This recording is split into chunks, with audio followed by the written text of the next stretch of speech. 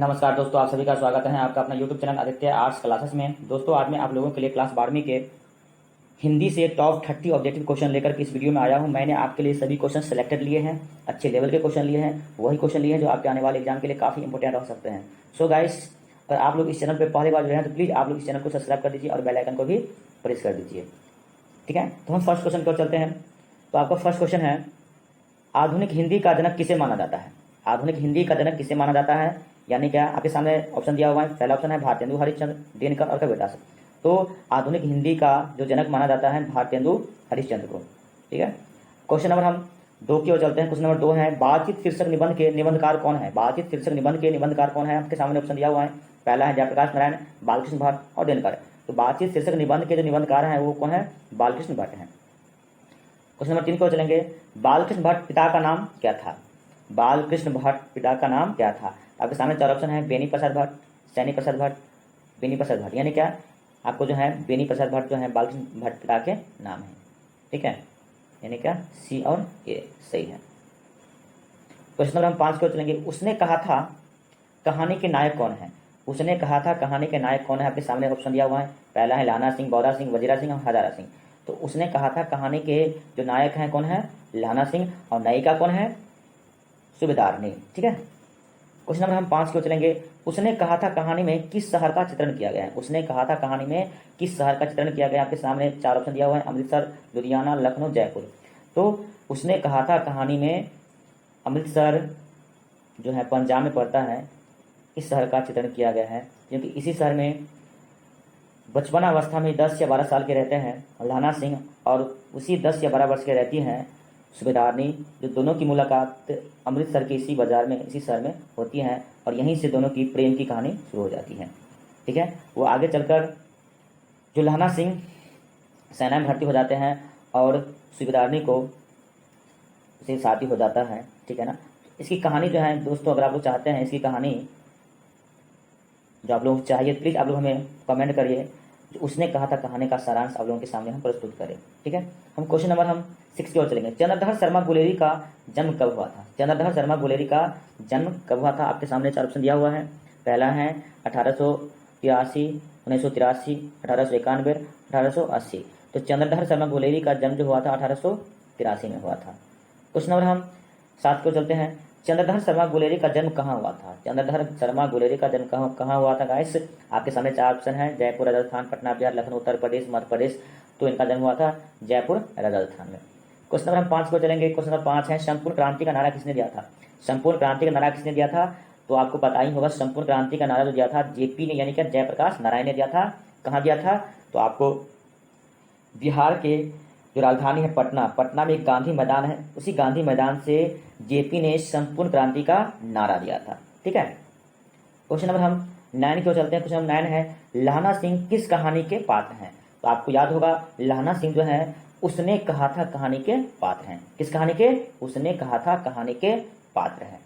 ठीक है, question number हम 10 की ओर चलते हैं, रामधारी सिंह दिनकर का जन्म कब हुआ था? रामधारी सिंह दिनकर का जन्म कब हुआ था? आपके सामने 4 ऑप्शन है। पहला ऑप्शन है आपका 23 सितंबर 1908, सेकेंड है 24 सितंबर 1910, थर्ड है 24 अप्रैल 1974 और डी है 23 नवंबर 1908। तो आपका 10 का जो सही आंसर हो जाएगा गाइस, यानी ए 23 सितंबर 1908। ठीक है, क्वेश्चन नंबर हम 11 को चलते हैं, रामधारी सिंह दिनकर माता का नाम क्या है? रामधारी सिंह दिनकर माता का नाम क्या है? यानी क्या रामधारी सिंह दिनकर जो है इनकी माता का नाम है मनरूप देवी, इनके माता का नाम है। ठीक है, क्वेश्चन नंबर हम 12 की ओर चलते हैं। क्वेश्चन 12 है, चंपारण क्षेत्र में बाढ़ का मुख्य कारण क्या है? यानी चंपारण क्षेत्र जो है उस क्षेत्र में बाढ़ आने का मेन कारण क्या है? तो देखिए वहां पे जो है बाढ़ आने का मुख्य कारण वहां के जंगलों को काटना, लेकिन इसी कारण से चंपारण क्षेत्र में अत्यधिक बाढ़ आती है गाइस। ठीक है, तो यानी क्या चंपारण क्षेत्र में बाढ़ आने का मुख्य कारण क्या है? जंगलों का काटना। इसका आंसर ए हो जाएगा। दोस्तों, ये क्वेश्चन साइंस, आर्ट्स, कॉमर्स तीनों फैकल्टी के लिए काफी इंपॉर्टेंट है। सो आप लोग इस वीडियो को शुरू से अंत तक जरूर देखिएगा, और अगर वीडियो पसंद आए तो प्लीज आप लोग चैनल को सब्सक्राइब जरूर कर दीजिए और एक लाइक जरूर कर दीजिएगा। क्वेश्चन नंबर 13 की ओर चलते हैं। क्वेश्चन नंबर 13 है, जगदीश चंद्र माथुर मूलतः क्या थे?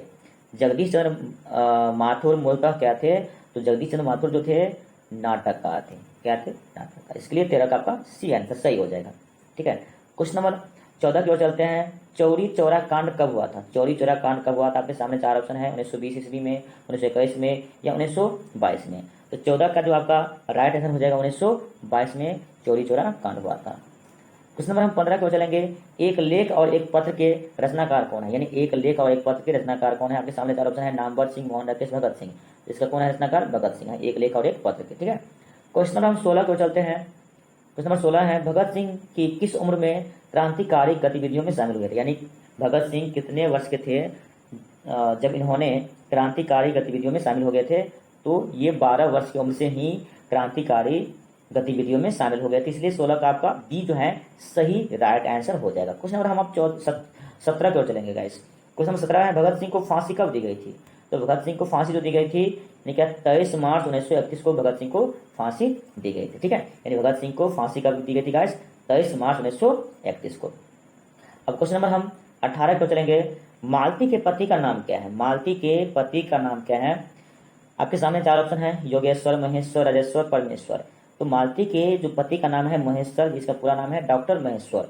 ठीक है, और ये एक सरकारी डिस्पेंसरी में डॉक्टर के पद पे कार्यरत है।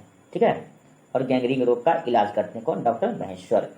पार्ट जो है आपका रोज पार्ट के रिलेटेड है। ठीक है, यानी रोज पार्ट से रिलेटेड ये क्वेश्चन है। क्वेश्चन नंबर हम 19 को चलते हैं। क्वेश्चन नंबर 19 है, मालती का पति क्या है? मालती के पति क्या है? सामने चार ऑप्शन है, डॉक्टर है, प्रधानाध्यापक है, वकील है, या अभियंता है। तो मालती के जो पति हैं कौन है? डॉक्टर है। अब क्वेश्चन नंबर हम 20 की ओर चलेंगे। गैंग्रीन यानी गैंग्रीन इनमें से किससे संबंध है? पशु से, देश से, वनस्पति से, बीमारी से। गैंग्रीन जो है एक बीमारी है, इसलिए गैंग्रीन जो है बीमारी, इसलिए इसका राइट आंसर आपको क्या हो जाएगा? बीमारी। ठीक है, ये रोज कहानी से लिया गया। ठीक है, क्वेश्चन नंबर 21 को चलेंगे। नदी के दीप किसकी रचना है? नदी के दीप किसकी रचना है? आपके सामने चार ऑप्शन है, उदय प्रकाश, अज्ञा जी यानी सजानी रानन, वासन अज्ञा, मलयज। तो किसका आपका राइट आंसर बी हो जाएगा। क्वेश्चन नंबर हम 22 की ओर चलेंगे। प्रेमचंद्र थे, प्रेमचंद्र क्या थे? गीतकार थे, कथाकार थे, फिल्मकार थे, या संगीतकार थे? तो 22 का जो है आपका राइट आंसर बी हो जाएगा, यानी क्या? प्रेमचंद कथाकार थे। क्वेश्चन नंबर हम 23 की ओर चलेंगे। लेखक कितने वर्षों के बाद मालती से मिलने के लिए गया था? तो लेखक जो है मालती से 4 वर्ष के बाद, यानी कि 4 वर्ष के बाद मिलने के लिए गए थे। ठीक है, क्वेश्चन नंबर हम 24 की ओर चलेंगे। अर्धनारीश्वर कल्पित रूप है, यानी अर्धनारीश्वर जो है किसका रूप है? कल्पित यानी कि कल्पना के आधार पे जो अर्धनारीश्वर किनका रूप है? तो शिव और पार्वती का क्या है? कल्पित रूप अर्धनारीश्वर है, यानी कि आधा माता पार्वती है, आधा भगवान शिव का रूप है, इसलिए अर्धनारीश्वर भगवान शिव को कहा जाता है। तो अर्धनारीश्वर कल्पित यानी कि कल्पना के आधार पर किसको कहेंगे? तो शिव और पार्वती। ठीक है, क्वेश्चन नंबर हम 25 को चलेंगे। युद्ध और शांति की समस्या पर लिखी गई काव्य कृति है। नीलकुसुम है, कुरुक्षेत्र है, रथी है। तो 25 का जो आपका युद्ध और शांति की समस्या पर लिखी गई काव्य कृति है कुरुक्षेत्र। ठीक है, 25 का बी सही हो जाएगा। क्वेश्चन नंबर 26, तेरी कुरमाई हो गई यह किस कहानी का काव्य है? तो तेरी कुरमाई हो गई वही अमृतसर के बाजार में 10 साल के लड़का और 12 साल के वही लहना सिंह जब मिलते हैं, तो उसी मार्केट में, उसी बाजार में उसी लड़की से ये पूछता है क्या तेरी कुरमाई हो गई, यानी कि ये जो है उसने कहा था से लिया गया है। तो तेरी कुरमाई हो गई या किस कहानी का है? तो उसने कहा था कहानी का है। ठीक है, क्वेश्चन नंबर 27 की ओर चलेंगे। उसने कहा था किस प्रकार की कहानी है? उसने कहा था किस प्रकार की कहानी है? चरित्र प्रधान, कर्म प्रधान, धर्म प्रधान, भाव प्रधान। तो उसने कहा था जो है वो कर्म प्रधान है। ठीक है, क्वेश्चन नंबर अब 28 को चलेंगे। जगदीश चंद्र माथुर का निधन कब हुआ था? तो जगदीश चंद्र माथुर का निधन जो है आपको 14 मई 1978 को हुआ था, यानी इसका ए जो है सही आंसर होगा, यानी जगदीश चंद्र माथुर का निधन 14 मई 1978 को हुआ था। क्वेश्चन नंबर हम 29 की ओर चलेंगे। जयप्रकाश नारायण माता का नाम क्या था? जयप्रकाश नारायण माता का नाम क्या था? फूलरानी, दीपरानी, राजरानी, मधुमती। तो जयप्रकाश नारायण माता का नाम क्या था? फूलरानी देवी। ठीक है, क्वेश्चन नंबर लास्ट है गाइस। मालती के पति किस बीमारी का ऑपरेशन करके आए थे? तो मालती के जो पति हैं ये जो है गैंग्रीन जो बीमारी है इसका ऑपरेशन करके आए थे। ठीक है, तो 30 का आपका राइट आंसर बी हो जाएगा। दोस्तों अगर आप लोग हिंदी का पार्ट 1, पार्ट 2, पार्ट 3 अगर देखना चाहते हैं तो हम डिस्क्रिप्शन में इसका लिंक दे देंगे, वहीं से आप लोग डायरेक्ट पार्ट 1, पार्ट 2, पार्ट 3 का ऑब्जेक्टिव क्वेश्चन देख सकते हैं। Thank you for your watching.